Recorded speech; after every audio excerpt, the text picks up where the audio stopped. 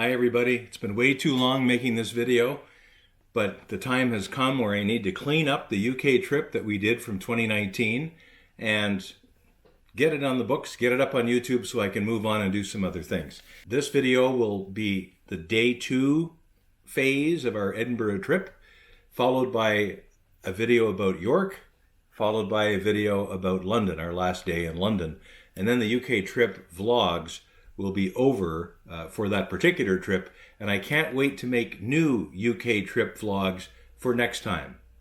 So here we go into Edinburgh, day 2.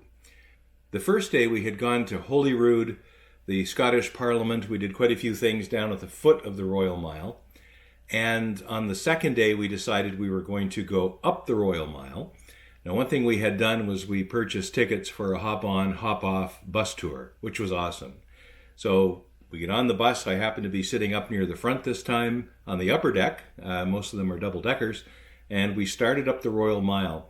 This is an amazing place. It's tightly packed. You can see there's one lane of traffic essentially in each direction. There are cars that are parked along the left-hand side, but there really isn't enough room for 2 buses to pass at the same time, certainly in some of these areas. So our bus had to make a few stops.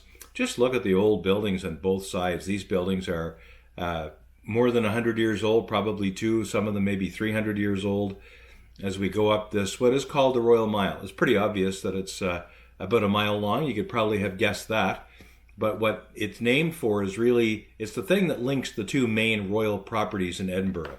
At the very bottom of the hill where we were most of yesterday in this vlog, we were touring the Holyrood Palace, which is where the royal family stays and does its business these days when it's visiting Edinburgh, which is the capital of Scotland. The Scottish Parliament is just across the street from Holyrood, and we were in there as well.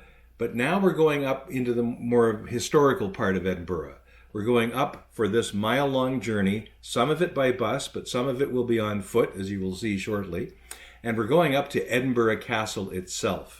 Edinburgh Castle has been around in some form or other for basically 1,000 years. I guess a description of the entire history of that part of Scotland, going back centuries and centuries. So as you get a little closer up the Royal Mile, you'll see that there's really not room for vehicular traffic at this point. So there's a bit of a stop point. The bus stops. Pedestrians that are on that want to keep on going up the hill, they get off the bus at that point. The bus then continues on along another street and continues to do other parts of Edinburgh on a longer tour.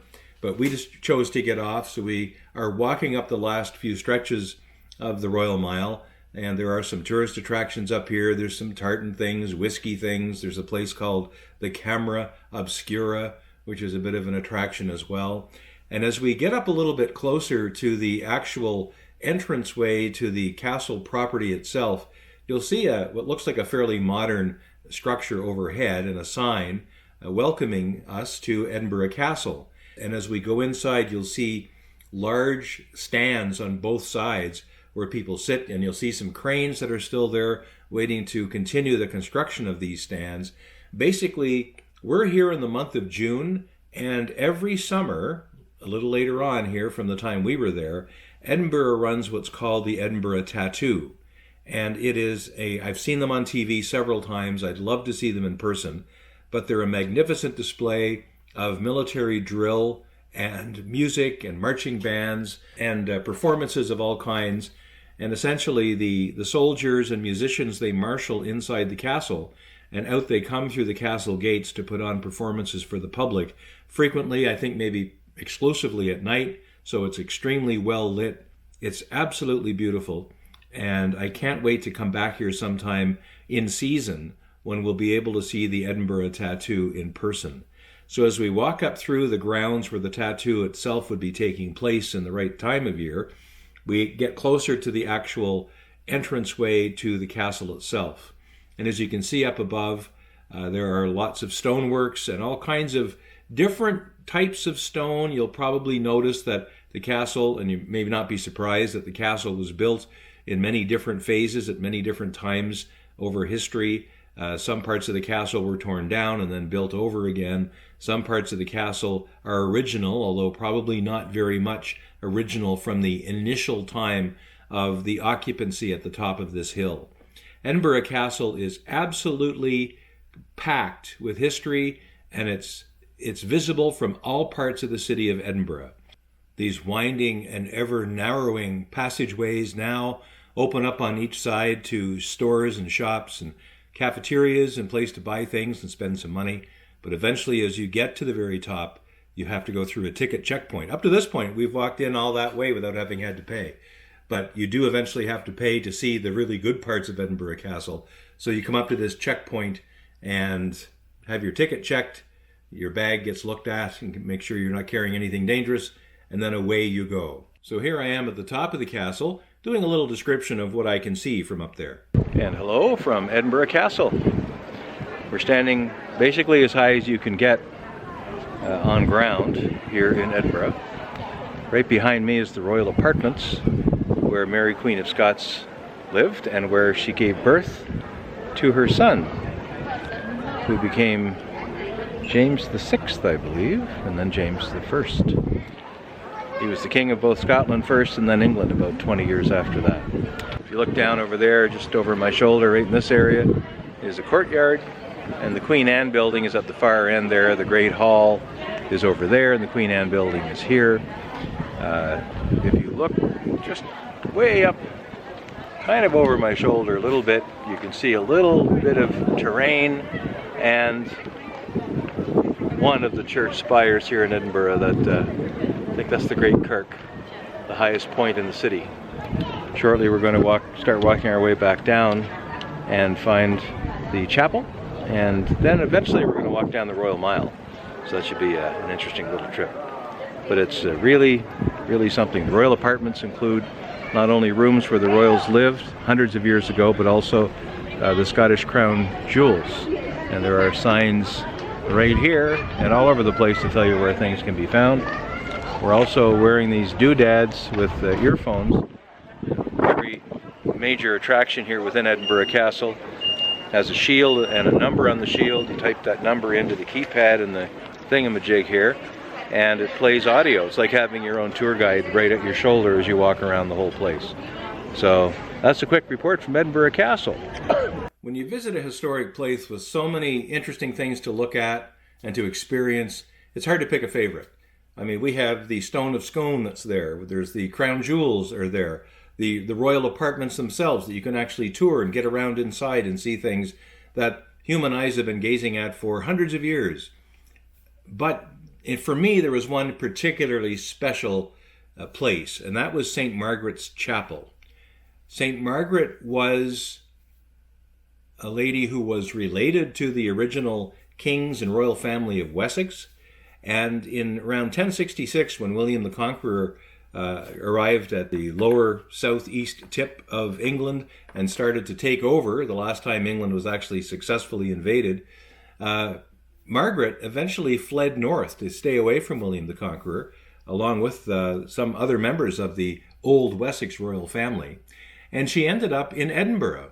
And she married, in due course, King Malcolm III of Scotland. And she settled in Edinburgh, and up on this hill she built a chapel. And to this day it's called St. Margaret's Chapel. This building is the oldest existing building in the city of Edinburgh right now.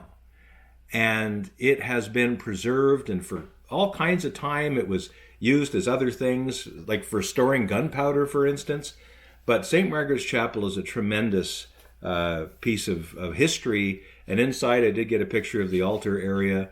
It was really, really something to go in and see that chapel that is really built in the 1100s, if you can picture that in your mind. It's just incredible. So really enjoyed our trip there. After we were done at Edinburgh Castle, we went down to the Scottish Museum. The Scottish Museum has aviation exhibits, as you just saw in the corner there. There's also, as you go up and down through Edinburgh, there's little closes. Here on the Royal Mile is Greyfriars Bobby. It's not necessarily the restaurant you see, but actually there's a little statue of a dog out front. You'll see some pictures or some people rather, that are gathered around this statue. There's a bit of a myth, I guess, or a tradition that if you can touch the nose of the dog, it'll bring you good luck or something. But they recommend you don't touch the nose of the dog because they don't want to get it all worn down. So we didn't go too close to Greyfriars Bobby. Edinburgh is just a magnificent place. It's beautiful inside and it's beautiful outside. And we had just a lovely time there. And honestly, can't wait to go back. There's quite a bit in the Scottish Museum, for instance. There's also historical documents that I'd like to go through when I'm next there. So Edinburgh is definitely a place we would like to go again. As I mentioned in the video that just aired previously, we stayed outside of town and we came in and out of town on a train, and it worked very well. And we got so good with train travel, I think we could do more of that in the future. So I'd like to go, for instance, next time to go to Stirling Castle. One of my uncles who's been there says it's a magnificent place that I absolutely cannot miss next time. And he was a little disappointed that we didn't get to it this time. There just wasn't time to do it. So Stirling Castle will be on my list for next time. Maybe spending a little more time in Leith, around the docks in that area. And maybe Janice can find some localities that might relate to some of her ancestors. I also found that my fourth great-grandfather was sent to Edinburgh along with his younger brother back in the late 1700s for education. He was born in Staten Island, New York. His father moved to Nova Scotia during the American Revolutionary War. Eventually the family joined him there, but he was trying to raise these kids as a single dad because his wife died young, and he shipped these two sons of his off to Edinburgh for education. I don't know where they went to in Edinburgh or how they made out. They definitely came back to Canada because one of them became my fourth great-grandfather and is now part of my family tree in New Brunswick. So I'd like to go back to Edinburgh to do a little more specific family research. Being the capital of Scotland, Edinburgh has the archives, so it's an important place for researchers to be. And we just wanted to generally see more of the town. Since we've returned to home, we've gone back onto YouTube and watched other people's travelogues and videos and walking around videos of Edinburgh. And we see now how much we really missed. We saw a lot. We saw an incredible amount of things in the really 2 whole days and a couple of half days that we were there. But we still need to see so much more because it is such a historic city and such a beautiful city architecturally. And it's just everywhere. We had so much fun. So next time we're going to York. We take the train from Edinburgh to York in northern England, and we spend basically 2 days in York and then on to London for our last day before we come home. So thanks for watching this video about day 2 of Edinburgh. We'll pick it up next time with York. Thanks.